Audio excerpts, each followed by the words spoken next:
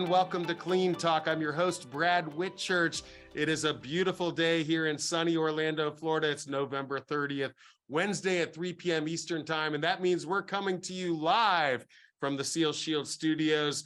Very excited to have our guest today. Madelaine Cuevas is an infection preventionist at Santa Clara Valley Medical Center. Madelaine, welcome to Clean Talk.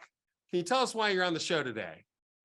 Hi, I am Madelaine Cuevas. I'm here for the show because I'm very passionate about infection prevention. I am an ICU nurse, still practicing, but I became an infection preventionist because as an ICU nurse, you're in the front line. And when I became an infection preventionist, I realized that what we are missing, how can we improve our patients' health? Can we improve our hospital-acquired infection? So I'm really here to let all of you know why we're here, what infection preventionists do, and how we can help you. Fantastic. Well, we have a lot of respect for ICU nurses, and of course, we're very passionate about infection prevention here on Clean Talk. And I imagine that there is a little bit of a balancing act between being a frontline ICU nurse and having the responsibility for infection prevention. Can you talk about that challenge between the frontline best practices and practical practices? Okay, so as an ICU nurse, the good thing about being an ICU nurse is I see what we do every day. So of course, we're the frontliners. We have patient who's very critical, and having an infection preventionist doesn't always like, let's face it, sometimes they see us as the police. But having a background in ICU, I think I have the ability to at least know how to penetrate the ICU nurses. Of course, when they're busy, you don't really saying, hey, please perform hand hygiene. It's more of like a balancing of when can I be more effective in telling them and reminding them what are the best practices that we can apply in their unit. So that's what's good about me as an infection preventionist.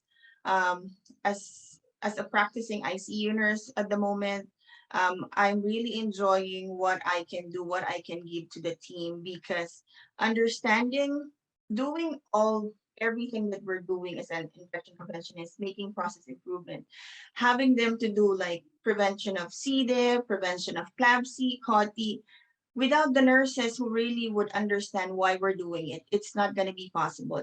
We're not going to be that effective. But if you have connection with the nurses, if you tap into their why is this important? That makes sense. It's a win for both. Well, for the hospital, for the patients. We do have a comment, not a question, but a comment. Bill Bramlett writes, "Thank you for your service." And I'll echo that. Infection prevention, such an important field to go into. And I think it's fantastic that you were able to make that transition from being an ICU nurse to also being an infection preventionist. And I'm going to give a little plug to our friends at APIC here, the Association for Professionals in Infection Control. You can go to apic.org if you'd like to find out more information about how you can help out and by becoming an infection preventionist. And we're looking for people from various fields throughout healthcare and the broader community. Get involved in infection prevention. Very rewarding. Thank you for your service. What can you tell us about Santa Clara Valley Medical Center? Oh, Santa Clara Valley Medical Center is a very nice hospital. People are good. It's one of the 3 hospitals in the Santa Clara Valley Medical Hospital. We have O'Connor, St. Louis, VMC, which is the biggest of the 3. But we have a huge infection preventionist team. All of them, we have a good collaborating team. So it's a 700 bed capacity more hospital with satellite clinics. That's it. Well, we love Santa Clara Valley Medical Center. I tell you, Madelaine, you're a popular guest early. We have another question that's come in. Cesar Garcia writes, what has been the most rewarding part of being a part of infection prevention? And what is the best way technology can contribute to improving the fight against preventions worldwide? You're using some technologies at Santa Clara Medical Center. You mentioned C-Diff. What can you tell us about the UV solutions that you're using at Santa Clara?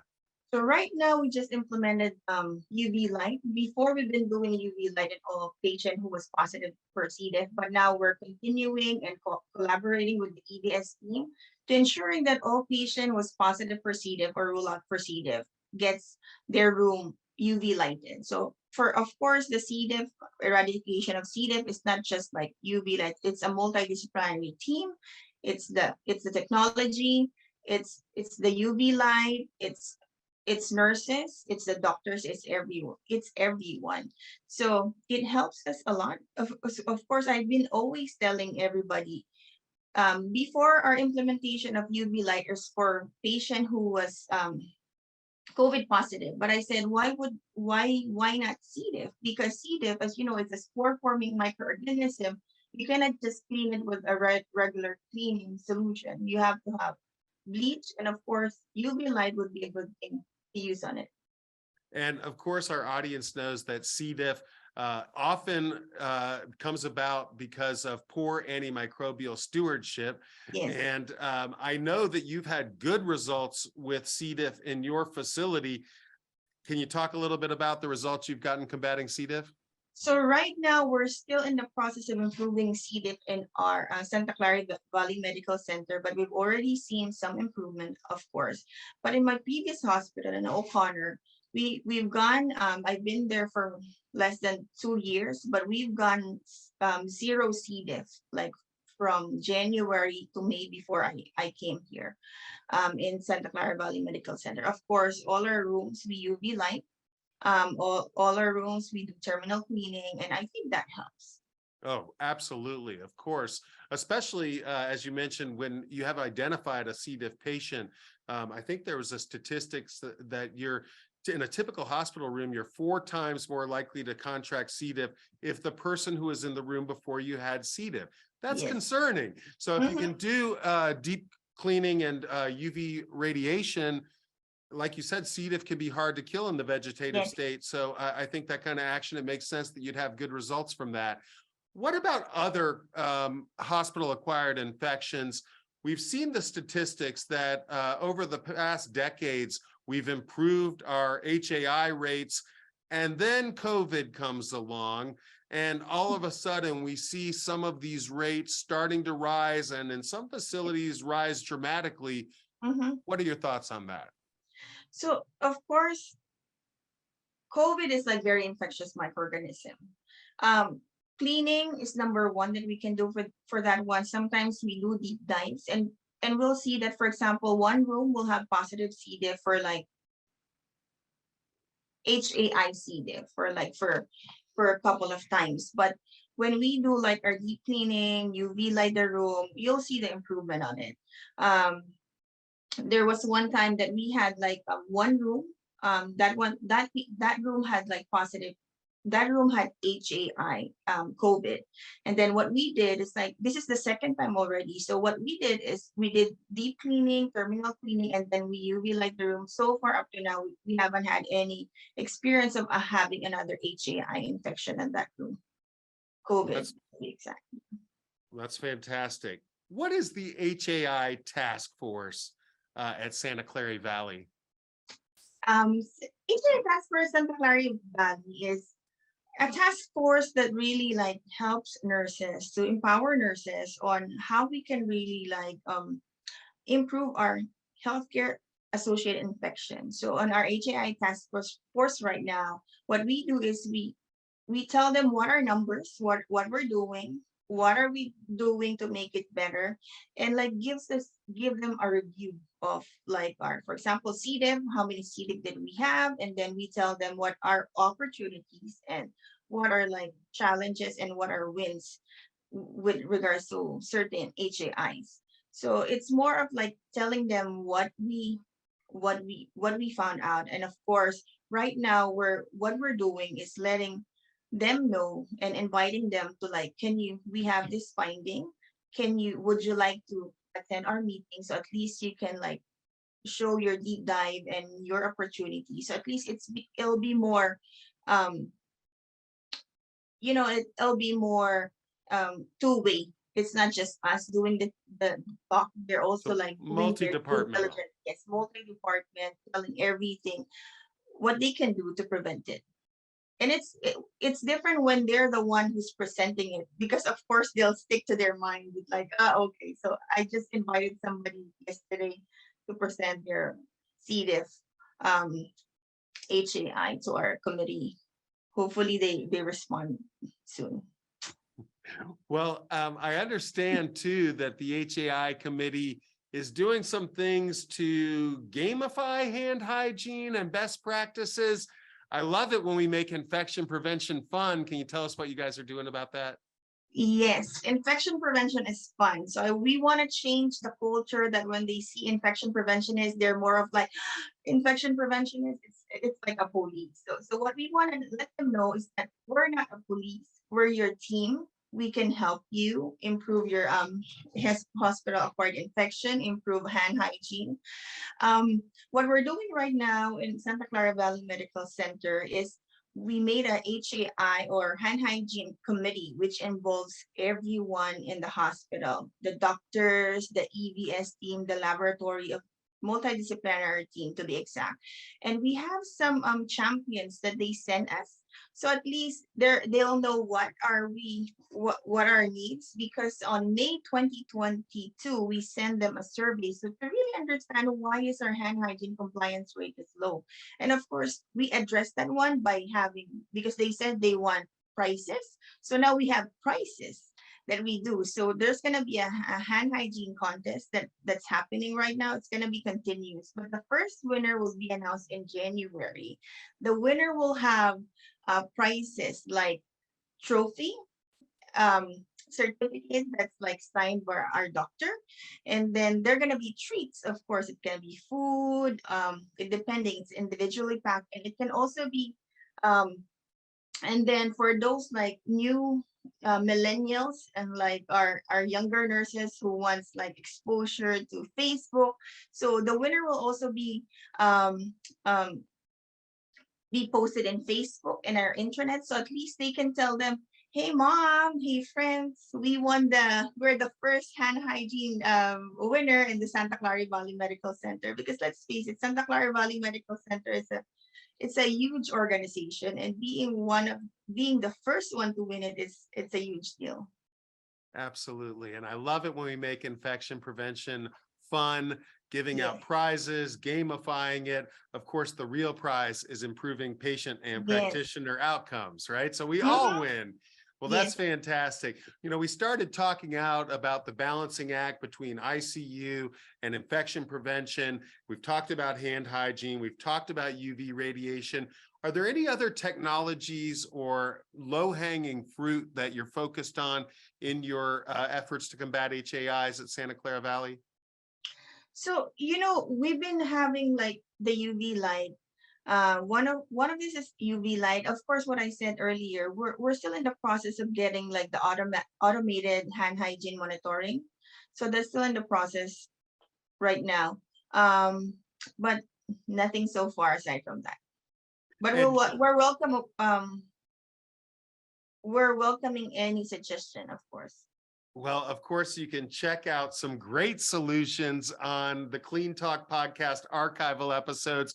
We've had a couple of the hand hygiene monitoring guys on our show, and we've had a lot of UV folks on our show.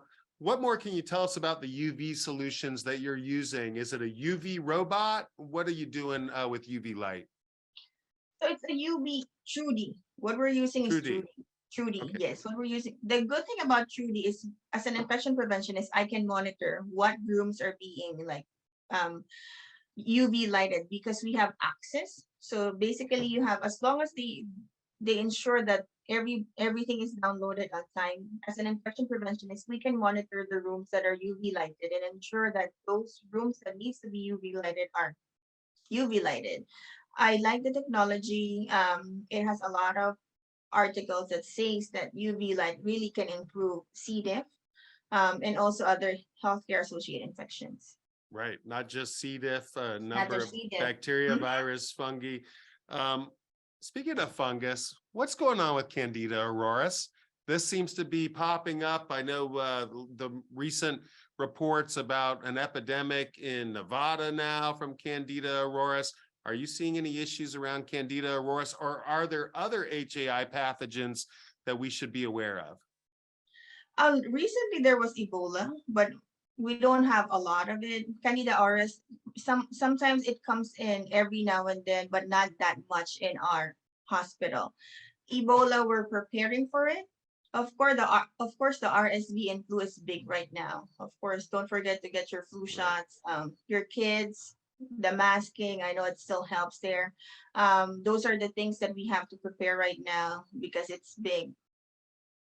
So I know you guys have been using the Tru-D UV robots. We're huge proponents of UV radiation on Clean Talk, but it's not a silver bullet. You mentioned that you have to use layered approach, multiple protocols.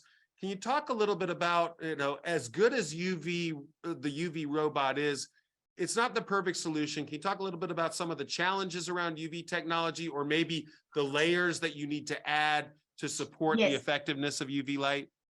So with regards to the UV lights, of course, nothing is perfect. UV light is an additional proponent for our rooms to be clean. But of course, it's also important that we educate the EVS team on how to use it, when to use it, and of course, they have to make sure that it's downloaded in the system. So as for our infection preventionists would know, like, to monitor, because sometimes if they forget to like download it in the system, of course we'll not see everything. We have to call them. Aside from that, we also bleach is a big one in removing like all those microorganism. We use oxycide in our rooms. I'm a firm believer of training, and basic things that we have to do before or in addition to the technologies that we use every day. Well, you're using a layered approach, which we believe is the best approach, using all the technologies available in combination to achieve the goal. Any predictions for the future of infection prevention? Are there any emerging technologies that you're evaluating or wanting to evaluate? Where do you see the future of infection prevention going? Infection preventionists would go far because you know what? Right now, there's a lot of microorganisms that we're seeing, like for example, the COVID. It's been evolving and evolving and evolving. And Ebola, RSV before. RSV wasn't really like so bad, but now it's really bad. So infection prevention is for sure will stay long, and we're excited. Also, we're gonna be attending the ones that we have for December. It's by APIC. There's a lot of products that we're gonna have to see, like what can help infection preventionists. I think that's December 14, 15 that we will be attending. I attended the HAI, the APIC this year, I think, and they have a lot of products. Name it, they have it. UV light, portable. There's a lot of products to choose from, so I can't really like mention just one. Of course, UV light is a big thing. There's also like cleaning stuff, EVS things that they can use to make sure that our EVS team are knowledgeable. Of course, there's also construction stuff that we can use to improve our HAIs. Yeah. Yeah, so we're also big fans of APIC, as you know, and APIC, I believe, in Orlando, Florida this year. Yes. It's a home game for us. Seal Shield will be there. We look forward to everybody stopping by our booth and learning about the latest innovations in infection prevention technology. I did want to ask you, I'm curious, Madelaine, you were an ICU nurse, and then my understanding is you became an infection preventionist in late 2020. The timing with COVID, not ideal or maybe ideal. Can you talk a little bit about what your experience was getting into infection prevention during a pandemic? Becoming an infection preventionist during pandemic is a great thing. Infection prevention is, when we look in the hospital, we don't really, as a frontline nurse, I don't really realize what infection preventionist does. So for me, it's like hand hygiene, like HAIs, that's it. But we don't really understand that infection prevention is involved in all corners of the hospital. We're dealing with The dirtiest corners, the all dirtiest, corners. yes, like we're with the we're educating everybody. We're in construction, we're in the plumbing. If there's like, you know, so as an infection preventionist who started like in pandemic, it's a great way of learning. I've learned a lot from my previous hospital in O'Connor. My manager was she's good in teaching. She's good in telling us what infection prevention is. She's good in a lot of things. But my manager now like really empowered me to do more. She supports all my project, especially C-Diff and hand hygiene compliance. So when I became an from ICU, it was a blessing in disguise because that time ICU was super full, and then I became an infection preventionist, and I learned a lot. Like I always say this, not to demean any ICU nurses, but in ICU nurses, I save life every one at a time. Every time I work, I save life. But as an infection preventionist, I can help prevent infection, not just one patient at a time, but of course the whole hospital. When they call us, when they tell us, hey, Madelaine, this patient has COVID, what should we do? Those are the things that I would always like cherish. I would always remember when I started as an IP. It's a lot of learning. It's a lot of reading. It's not just a one-way thing that you're an infection prevention is just a snap of a finger. It's a journey.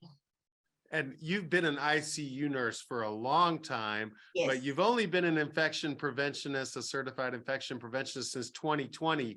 In that Yes. short time since 2020, have you seen changes in infection prevention? Because we were at the height of a pandemic.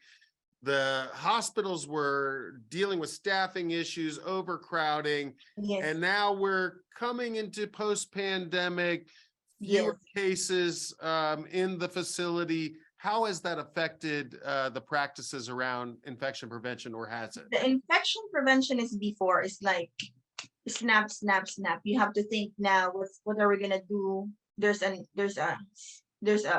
COVID.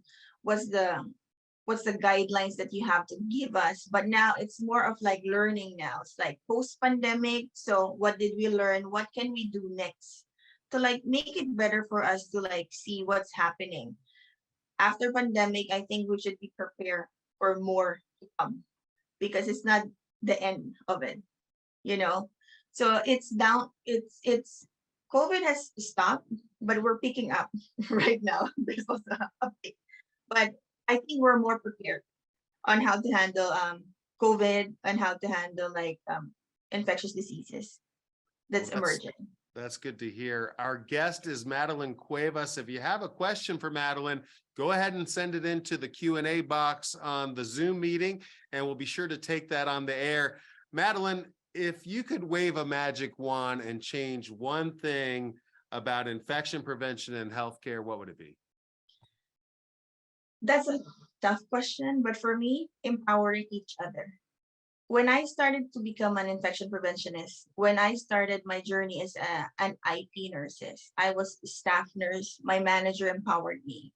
And up to now, my managers empower me to do more and believing on what I do and supporting me. So it's empowering everybody, putting everybody up, and really just supporting each and every one. Yeah. I think that's a great message. It really does take a village. It has to have a culture where everyone is conscious of infection prevention best practices to improve patient and practitioner outcomes. Madelaine, I really appreciate you being on the show. Thank you for your service and doing what you do. If people want to find out more about becoming an ICU nurse or an infection preventionist, or find out more about Santa Clara Valley Medical Center, where should they go?